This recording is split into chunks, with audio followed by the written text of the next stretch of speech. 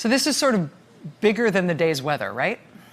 I mean, just unimaginably important news about Europe and about NATO shooting themselves today, and they are not firing blanks. And these are the kinds of sort of proverbial earthquakes I'm talking about in today's news, things that are bigger than any one new development or one new scandal or poll or personality.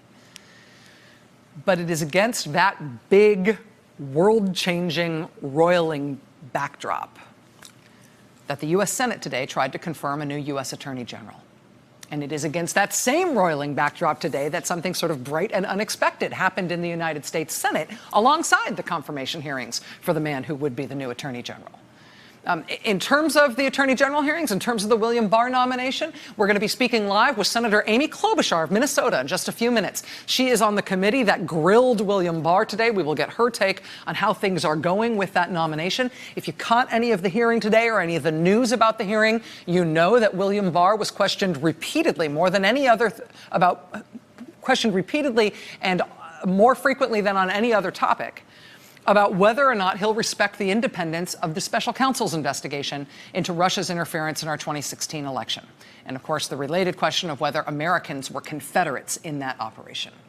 William Barr handled those questions about the Mueller investigation today.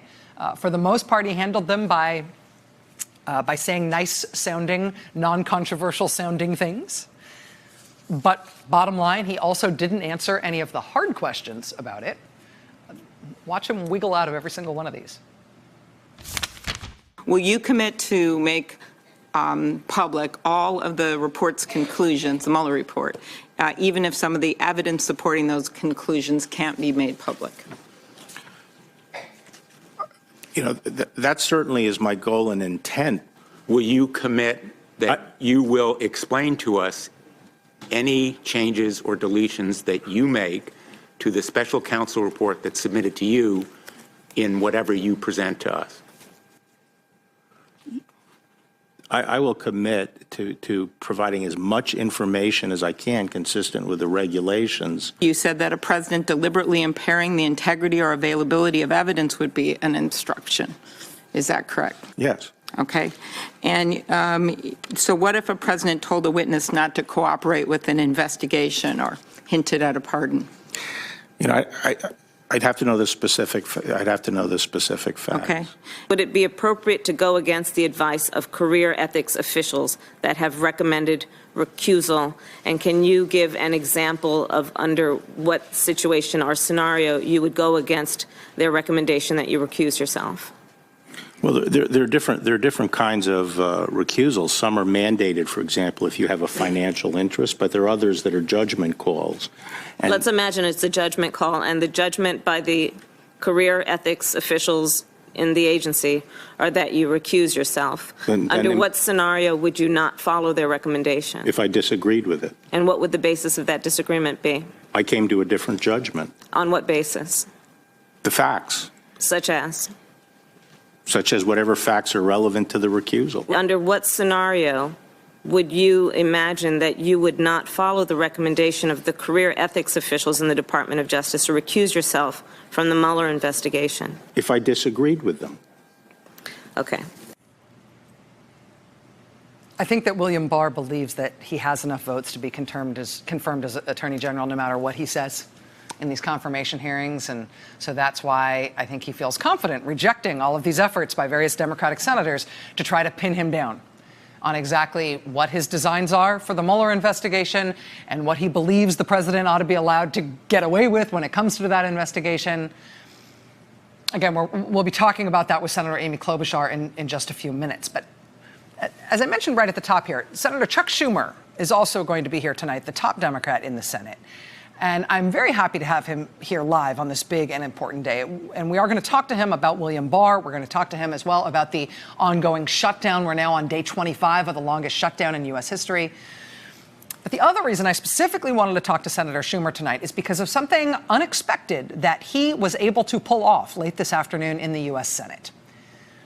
Let me show you something. Today, we got a new court filing from the special counsel's office from Mueller's prosecutors, laying out for a federal judge in Washington, D.C., the evidentiary basis of the claims from the special counsel that President Trump's campaign chairman, Paul Manafort, lied to them during the course of his supposed cooperation with prosecutors after he pled guilty to multiple felonies. This is that filing, which landed on my desk today. You can see the size of it. Landed on my desk today with sort of remarkable thud. Turns out, though, happy days, it does not take very long to read, because the first part of it is this part. See, it's a little thinner. This is a narrative from an FBI agent who works at the special counsel's office. And it is a narrative, so theoretically we should be able to read it, but all the good parts of it are redacted. I mean, here's a typical page. This is from page 19 of the declaration of the FBI agent. It says, Manafort was asked in the grand jury, redacted. Manafort explained that he had not told, redacted. Manafort was then asked, what? Redacted. After a lunch break, comma, Manafort, redacted. Oh, now I see, right? So this technically is a narrative declaration from an FBI agent explaining all the things that Manafort has done wrong in terms of lying to prosecutors, but the whole thing is like that. They also attached to that declaration 406 factual exhibits laying out their evidence that Manafort told them all these lies. And so that's the other big fat part of this. This is the declaration. These are the exhibits. And again, when this landed on my desk today, I was like, holy guacamole, how am I going to get through all these exhibits in time for showtime, given everything else that's going on in the world with all these gigantic news earthquakes? Well, watch this magic trick. Turns out you can pull off all of this. All of it, because every single one of these pages is either a black box or just the word redacted. Absolutely nothing. In the vast majority of the filing, it's all completely blacked out. The few remaining pages, the last thin remaining pages that remain in the stack, it's basically a handful of bank records that are pretty undecipherable, a whole bunch of pages of big black boxes with nothing on them except a bank letterhead and a date. There's page after page that look like that. There are a couple of pages where Manafort lays out, or prosecutors lay out what Manafort offered them in terms of his proffer, his initial cooperation proposal, but most of that is stuff that has already appeared in other court filings. So what's important about this big, fat, unreadable Manafort court filing today? It's really big and fat, and it's unreadable. And so the takeaway here from this criminal case involving the president's campaign chair is that, boy, there is still a lot blacked out. There is still a lot that we don't know about the criminal case against the president's campaign chairman.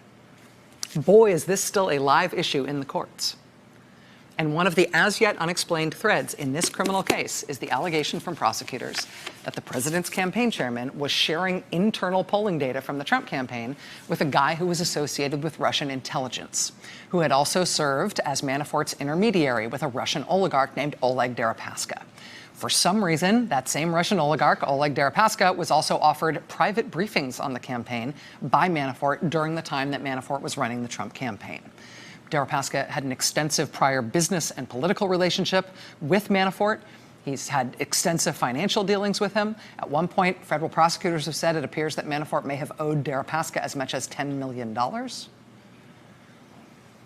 And while this case against Manafort continues, as it does today with all these redacted, unreadable filings, that Deripaska thing is still dangling. We still don't know how central Oleg Deripaska is or may have been to the Russian interference effort that appears to have bought President Vladimir Putin his very own pet U.S. president. Today in the United States Senate, Democratic leader Chuck Schumer introduced a measure that would block the Trump administration from dropping sanctions on companies associated with Oleg Deripaska. And I know, nobody thinks anything is possible in Congress, right? Nobody thinks anything is possible in the Senate when it comes to constraining this president in terms of whatever has been going on between him and Russia. But sanctions on Russia specifically for interfering in our election, those actually are a thing that the Republicans have sometimes been willing to speak up on, that Republicans have sometimes been willing to defy President Trump about. And I have been hitting this for the past few days, and I know that nobody has believed me. But honest to goodness, today, Senator Chuck Schumer, the Democratic leader in the Senate, he put forward a bill to stop the Trump administration from dropping those sanctions on Oleg Deripaska right now. And he did it.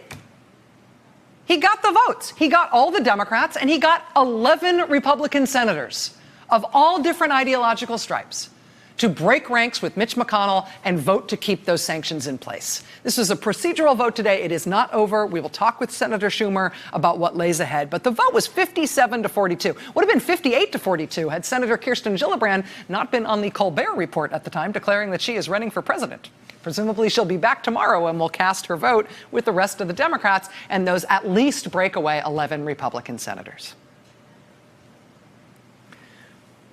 Last night, we talked about this sanctions thing that Schumer just did today as a sort of test vote for the country, a test vote for whether or not elected Republicans might have some hidden depths. They might feel some compunction when it comes to this president and the scariest things about his relationship with Russia. Today, 11 Republican senators broke ranks on this. I am telling you, do not lose faith. Just because the ground is shaking, do not lose faith. Anything is possible. Chuck Schumer joins us next. Hey there, I'm Chris Hayes from MSNBC. Thanks for watching MSNBC on YouTube. If you want to keep up to date with the videos we're putting out, you can click subscribe just below me or click over on this list to see lots of other great videos.